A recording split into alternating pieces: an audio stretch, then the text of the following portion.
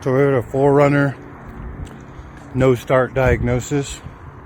When you try to crank this engine, it sounds really funny. It spins over too fast, and you can pretty much tell right away that this thing has a engine problem. And if you